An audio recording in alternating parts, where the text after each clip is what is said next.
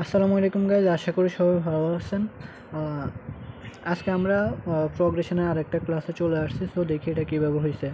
এখানে বলা হয়েছে in an arithmetic progression the 10th term is 15 and the 15th term is 10, what would be the arithmetic progression.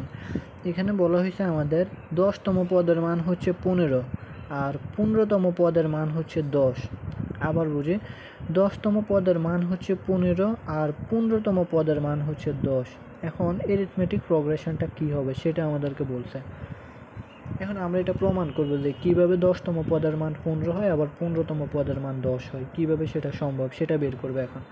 এখন আসে, আমরা যদি লিখি ভ্যালু অফ 10th টার্ম, আমাদের যেহেতু বলছে এখানে আমরা প্রথমে ভ্যালু অফ nth টার্ম লিখে সূত্র লিখতে পারি। এখন আমাদের সরাসরি লিখছি আর কি ভ্যালু অফ 10th টার্ম, যেহেতু আমাদের বলছে 10তম পদের মান 15। So value of 10th term সমান সমান a plus n minus 1 into D. এখন আসি 10তম পদের মান কত, এই যে 15। এই যে আমরা লিখলাম 10তম পদের মান 15 সমান সমান a plus 10 minus 1 into D. 10 কীভাবে আসছে, যেহেতু 10তম পদ বলছে, তার মানে n এর মান হচ্ছে 10। সো 10 মাইনাস 1 ইন্টু ডি, এরপর হচ্ছে 15 সমান সমান a প্লাস, এখানে 10 থেকে 1 গেলে থাকে হলো 9 ডে। সো আমরা এটা সাইড পরিবর্তন করে লিখছি a প্লাস n 9 ডি সমান সমান 15।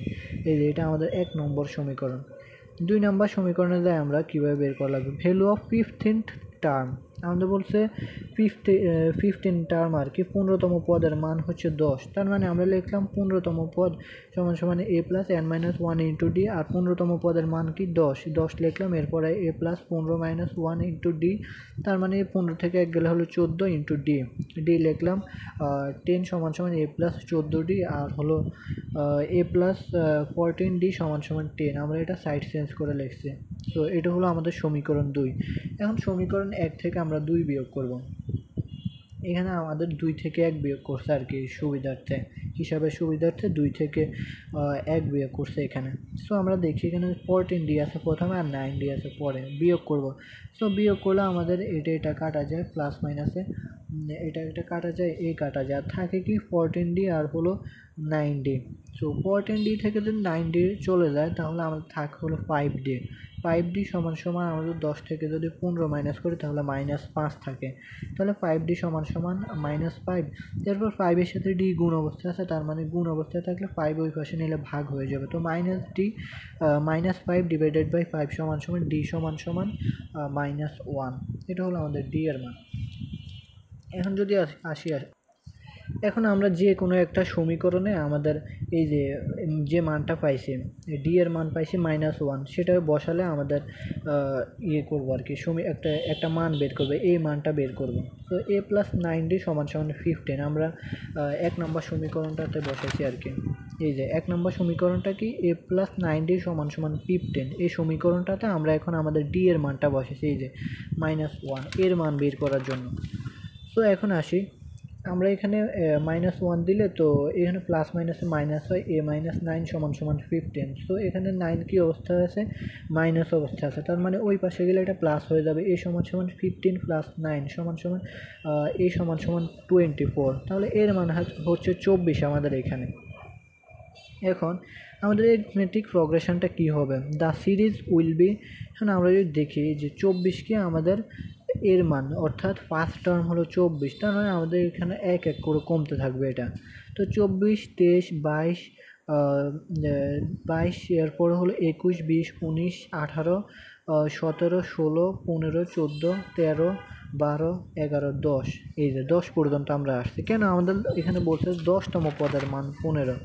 এই যে 10তম পদ, 10তম, আর এখানে কি, আর এখানে বলছে 10তম পদের মান হচ্ছে 15, আর হলো 15তম পদের মান 10। তো আমাদের এখানে 10তম বলছে, সো আমরা 10 পর্যন্ত আসছি। তো 10তম পদে তো এখন এই 10তম পদের মান কত, 15, রাইট? তো আমরা দেখি 15 কীভাবে এটা হয়েছে। 1 2 3 4 5 6 7 8 9 10 11 12 13 14 15।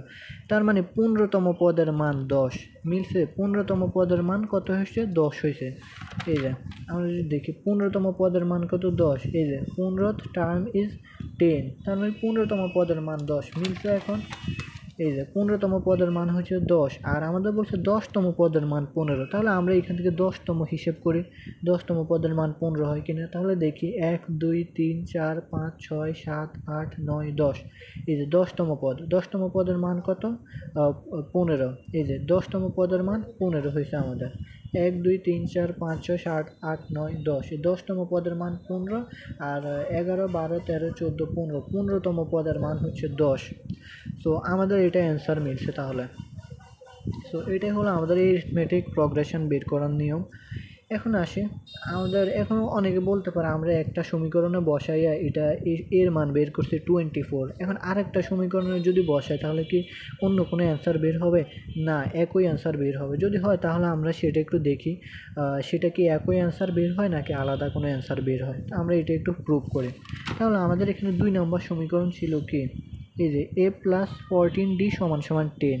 এখন আসি আমরা যদি এ পাশে এটা করি a + 14d = 10, এটা ছিল আমাদের 2 নম্বর সমীকরণ আর এটা হলো 1 নম্বর সমীকরণ। সো আমরা যদি দেখি তাহলে এর মান কত, এর মান আমাদের বের করা লাগবে এখানে। তো a + 14 আর ডির মান কত, ডির মান হচ্ছে -1, আমরা যেটা বের করলাম এই যে এখানে -1 দিলাম সমান কত 10। এরপরে a প্লাস, এখন আর প্লাস হবে না কারণ এখানে মাইনাস আছে এখানে প্লাস আছে, প্লাসে মাইনাসে মাইনাস হবে -14, এই যে 14 = 10। এখন আসি এ, এখন এটা এখানে মাইনাস আছে ওই পাশে গেলে প্লাস হয়ে যাবে, এ = 10 + 14। তো 10 + 14 হলো আমাদের কত আসে এখন, এ = 24, এই যে অর্থাৎ এখানেও 24 এখানেও 24, অর্থাৎ তাই আমরা একটা সমীকরণে মানে ডি এর মান বসাই এর মানটা বের করব। এখন আমরা চাইলে 2 নম্বর সমীকরণও বসাই করতে পারতাম, তো আমরা 1 নম্বরে করছি, আবার এখন আপনাদেরকে প্রুভ করার জন্য 2 নম্বর সমীকরণও ইউজ করছি। সো দুইটার মানে আমাদের একই আসবে, সো যে কোনো একটাতে আমরা সমীকরণ বসিয়ে এর মানটা বের করে নিব, একই মান আসবে। সো বের করার পরে আমরা যেহেতু 24তম পদ আসছে, সো 24 থেকে আমরা নিচে নামবো, নিচে নামলে 10তম পদের মান 15 হয়, 15তম পদের মান 10 হয়। আমরা এই পর্যন্ত আসছি, দেখা যায় আমাদের অ্যান্সার মিলে গেছে, 15তম পদের মান 10 হয়েছে, 10তম পদের মান 15 হয়েছে। সো এটাই হলো আমাদের অ্যারিথমেটিক প্রোগ্রেশন। সো আশা করি সবাই বুঝতে পারছেন।